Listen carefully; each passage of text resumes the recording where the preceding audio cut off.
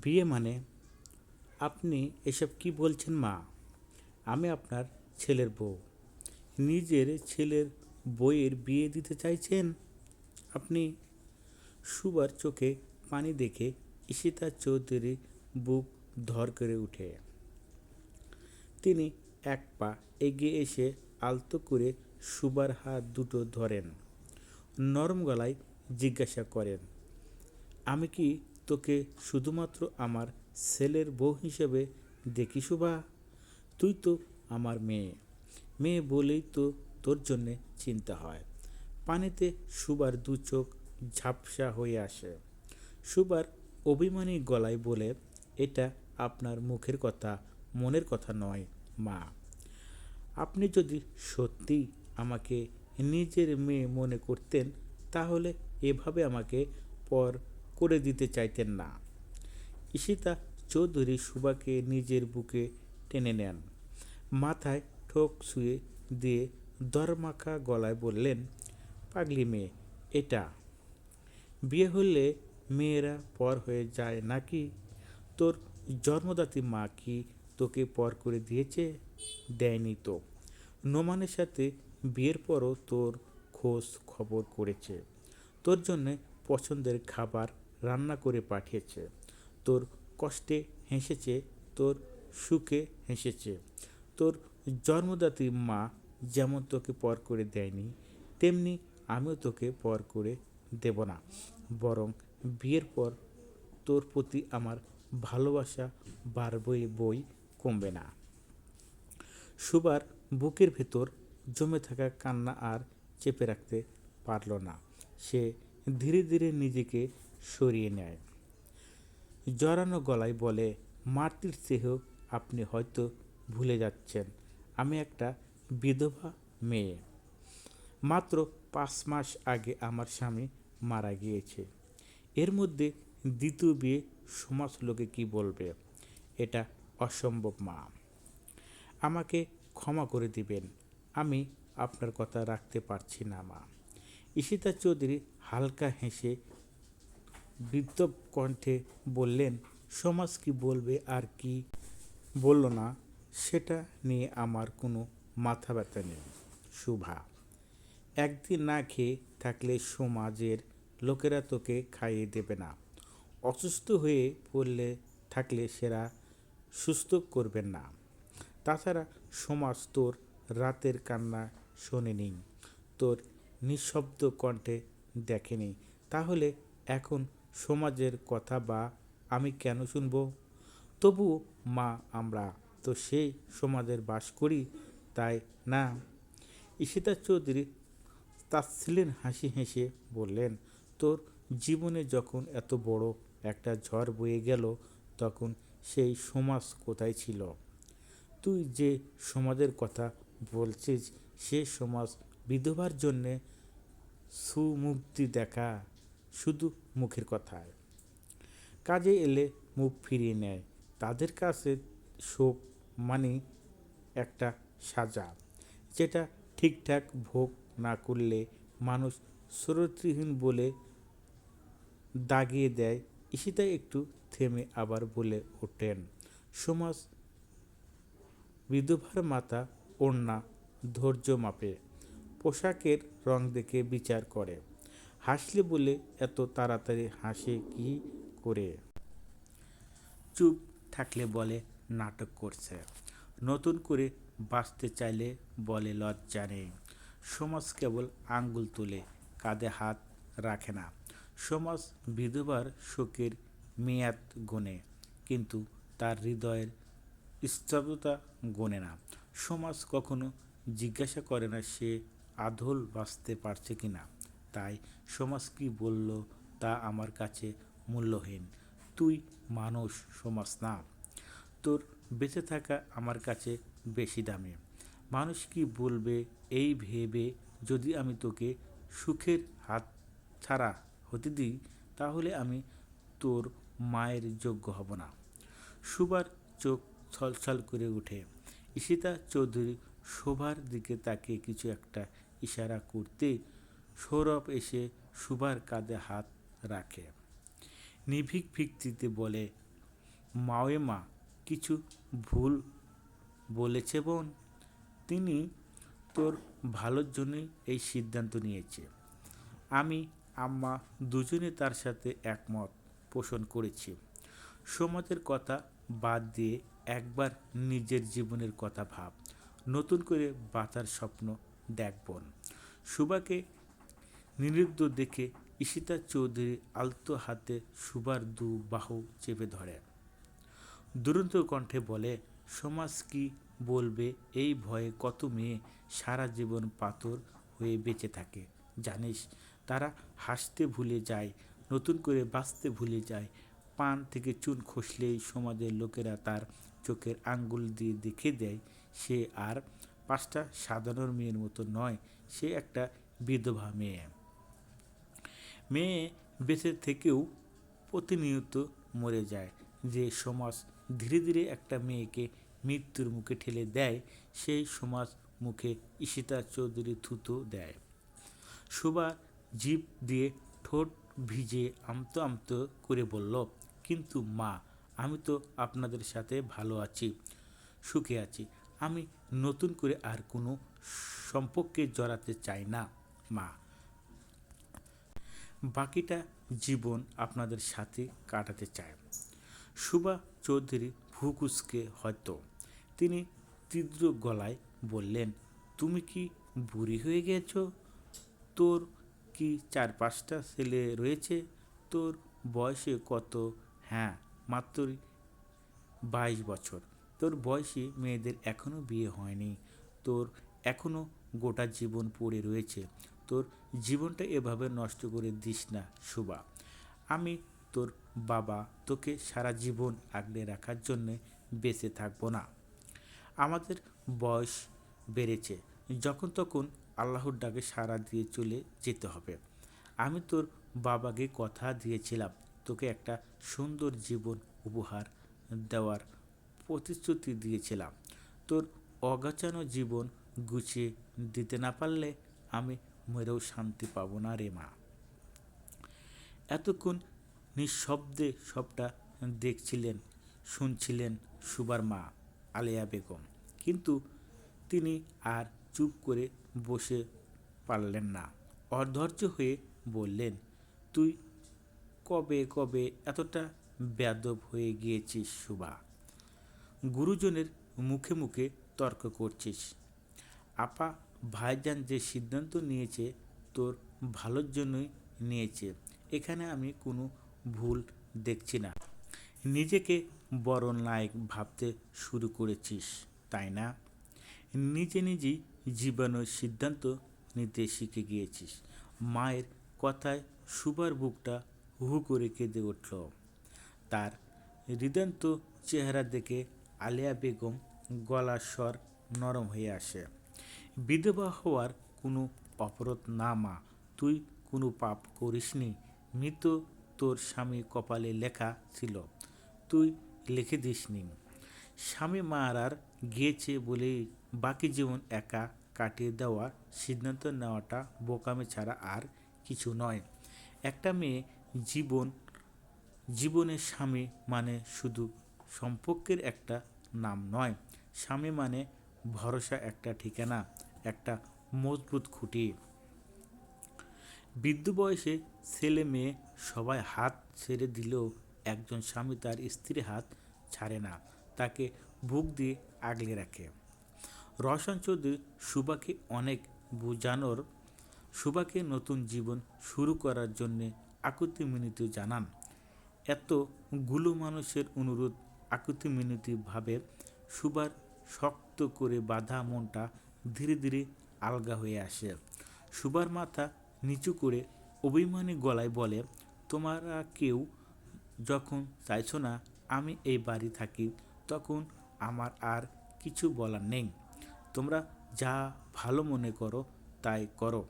সুবার কথা শুনে আনন্দে সকলে চোখের পানি চলে আসে। সুবার উৎসফুল্ল গলায় বলে, মিয়া বিবি রাজি তো কিয়া করেগা কাজী। ঈশিতা চৌধুরী পরম মমতায় সুভার চোখে জল মুছে দেন। দরমখানা মাখা গলায় বলেন, অনেক কান্নাকাটি হয়েছে, এবার সুবার জন্মদিন সেলিব্রেটি করা যাক। সুবার মাথা নাড়িয়ে সম্মতি জানায়। ঈশিতা চৌধুরী আদেশের সুরের বলেন, ঝটপট চেঞ্জ করে আয়। কান্নাকাটি করে চেহারা যে হাল করেছিস, দেখতে একদম পারফেক্ট কাজের বিটি রোহমিয়া লাগছে। সুবার অস্পষ্ট ভাবে হেসে সিঁড়ি বেয়ে উপরে চলে আসে। সবে নিজের রুমে পা রাখতে যাবে, ঠিক তখনই পিছনে থেকে নোরার তীব্র গলায় শোনা যায়, খুব তো বলেছিস তুমি আমার ভাইকে ভালোবাসো। আমার ভাই ছাড়া দ্বিতীয় কোনো পুরুষ তোমার জীবনে আসবে না। তুমি সারা জীবন ভাইয়ের স্মৃতি নিয়ে কাটিয়ে দেবে। এত তাড়াতাড়ি ভাইয়ের প্রতি সব ভালোবাসা ফানুস হয়ে উড়ে গেল নাকি? এত হট ড্যান্সিং ছেলে দেখে নিজেকে কন্ট্রোল করতে পারছো না? সুবার ঠোঁট কাঁপে অপমানে। ইচ্ছা করে নোনার দুগালে ঠাটিয়ে চড় দিতে, কিন্তু এই মুহূর্তে সে নিজের ইচ্ছাকে ধামাচাপা দেওয়া শ্রেয় মনে হয়। সুবা গম্ভীর শ্বাস নেয়, তীব্র কণ্ঠে জিজ্ঞাসা করে, তুমি জানো ছেলেটা কে? বাবা মা কার সাথে আমার বিয়ের কথা বলেছে জানো তো? কে সে? সে আর কেউ নয়, আমার ক্র্যাশ ইভেন মেয়েদের হ্যাট্রো, প্রফেসর শেখ সিয়াদ শাহরিয়া। প্রফেসর শেখ সিয়াদ শাহরিয়া তোমাকে বিয়ে করতে চায়। তোমার খুব আনন্দ হচ্ছে তাই না? অবশ্যই আনন্দ হবারই কথা। আফটার অল তোমার প্ল্যান সাকসেসফুল হয়েছে। তুমি তো এটাই চেয়েছিলে বলে। যতক্ষণ দেখলে এটা হট ড্যান্সিং ছেলে তোমার সামনে বসে আছে, তুমি ক্রমার হেসে মনে মনে ভাবলে, আই হ্যাভ আই প্ল্যান। সেই প্ল্যানে অনুযায়ী তুমি স্যারের সামনে নিজেকে প্রেজেন্ট করলে। ফাইনালি তুমি বাকিটা বলার আগে সোপাটে চর পড়ল নোরার গালে। নোরার 2 সেকেন্ড স্তব্ধ থাকে, তারপর হঠাৎ করে মুখটা বিগত হয়ে ওঠে রাগে ক্ষোভে। চিৎকার করে ওঠে সে, ইউ র্যাবিশ! শব্দ আটকে যায় নোরার ঠোঁটের কোণে। নোরার অপর গালায় চর পড়ে পরপর 2টা থাপ্পড় খেয়ে নোরা ব্যাকহীন হয়ে যায়। সে গালে হাত দিয়ে শোবার দিকে স্থির দৃষ্টি নিক্ষেপ করে। শোবার সেই দৃষ্টির পরোয়া করে না, বরং শাসনের সুরে বলে, সম্পর্কে তোমার বড় ভাবি হই আমি। বড়দের সাথে কিভাবে কথা বলতে হয় জানো না? বেয়াদব মেয়ে একটা। সবাইকে নিজের মতো করে করো। আমি এতদিন তোমার সব অপমান, সব অন্যায় মুখ বুজে সহ্য করছি, কিন্তু আমি ভুল করেছি। আমার উচিত ছিল তোমাকে চাপকে সিধে করে দেওয়া। নোরার চোখে দুটো রক্তবর্ণ ধারণ করে। রাগ, ক্ষোভ, অপমান তীব্রতায় তার সম্ভব কাঁপন ধরে। গালের ছুঁয়ে থাকা আঙ্গুলের নামে এনে তাচ্ছিল্যের হাসি হাসে নোরা। বিদ্রুপ কণ্ঠে বলল, বাহ সুবা বাহ! প্রফেসর বউ হওয়ার আগে এত তেজ, এত অহংকার। বউ হওয়ার পরে দেখা যাবে দমে তোমার পা মাটিতে পড়ছেই না। নোরা একটু থেমে আবারও বলে, নির্লজ্জ মেয়ে একটা। এক পুরুষ ছেড়ে অন্য পুরুষের কাছে যাচ্ছে। সি সি সি! শব্দগুলো সুবার কানে উপযুক্ত সিসা ঢালল। নোরা প্রশাসিক হেসে হেসে ঠোঁট বাঁকিয়ে বলে, চাঁদ উঠেছে, ফুল ফুটেছে, কদমতলায় কে? হাতি নাচছে, ঘোড়া নাচছে, বিধবা সুবার বেয়ে। অপমানে সুবার চোখ বেয়ে আপনা আপনি নোনা জল গড়িয়ে পড়ে। সুবার 1 মিনিটে বিলম্ব করে না, নিজের রুমে গিয়ে দরজা বন্ধ করে দিয়ে ফ্লোরে বসে পড়ে। কাঁদতে কাঁদতে বলে, আমি আর নিতে পারছি না। এত অপমান সহ্য করার ক্ষমতা আমার নেই। আমি মস্ত বড় একটা ভুল করে যাচ্ছিলাম। নোরা চোখে আঙ্গুল দিয়ে আমার অবস্থান দেখিয়ে দিয়েছে। বাবা মা ভাই যতই বলুক আমি এই বিয়েটা করতে পারবো না। কিন্তু এই বাড়িতে থাকলে না, না, আমাকে এই বাড়ি থেকে চলে যেতে হবে। কিন্তু কোথায় যাব আমি? বাবার বাড়িতেও যেতে পারবো না, এখানেও থাকতে পারবো না। কোথায় যাব আমি? সবার মাথার চুল খামচে ধরে, চোখের জল ভিজিয়ে দিচ্ছে তার গলায় বুক। সে চোখ বন্ধ করে হাঁটুর মধ্যে পা গুজে বসে থাকে। মিনিট দুয়েক পর কিছু একটা মনে পড়তেই তড়াক করে লাফিয়ে ওঠে। ফোনের খোঁজ চালায় সে। ঠিক সেই মুহূর্তেই কক্ষসল শব্দে ফোন বেজে ওঠে। তার ফোনের স্ক্রিন সিমি নামটা জ্বলজ্বল করতে দেখে খুশিতে ঝলমল করে উঠে শোবার দু চোখ।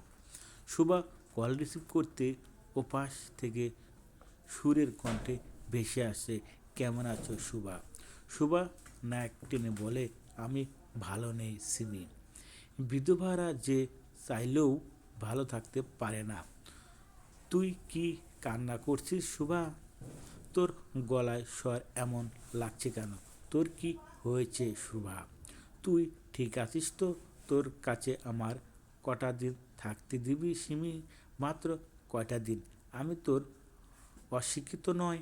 আমি ঠিক একটা চাকরি জোগাড় করে আমার নিজের ব্যবস্থা করে নেব। ততদিন তোর কাছে ঠাঁই দিবি আমাকে? সিমি অবাক গলায় বললেন, তুই এভাবে বলছিস কেন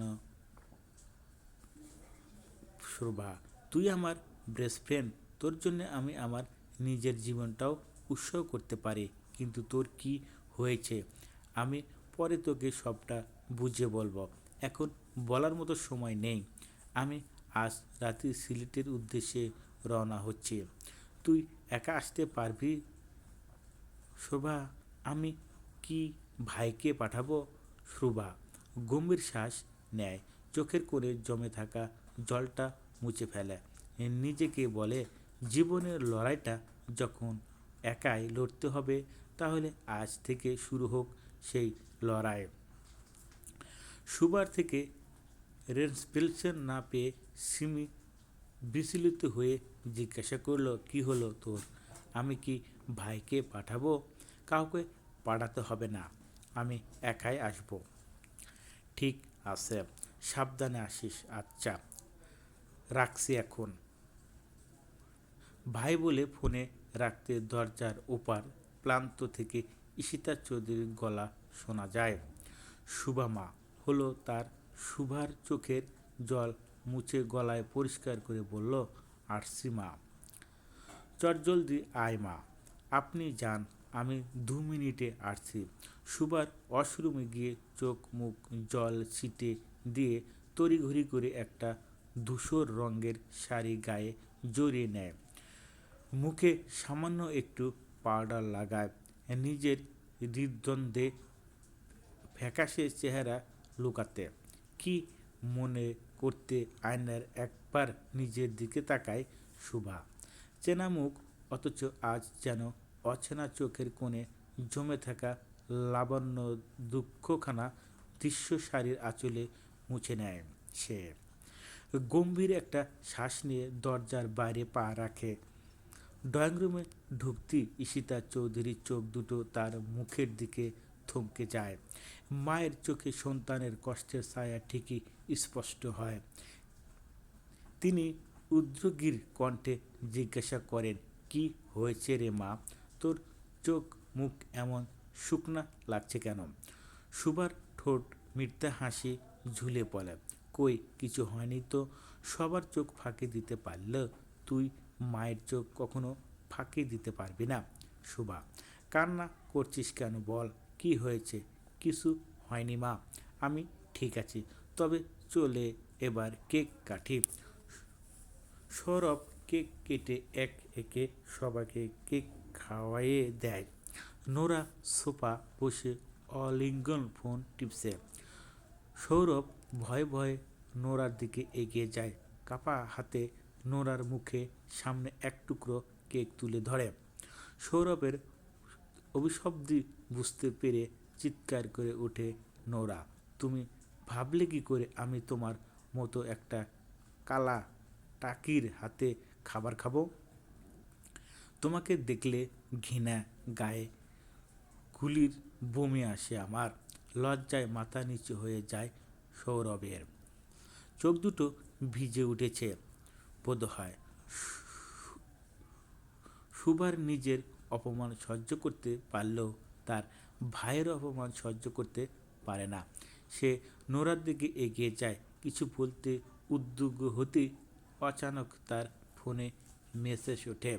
স্ক্রিন আনলো নাম্বার দেখে সুভার কল কেটে দেয়, কিন্তু ফোনের অপর প্রান্তের ব্যক্তি ধৈর্যশীলের পরিচয় দেয়।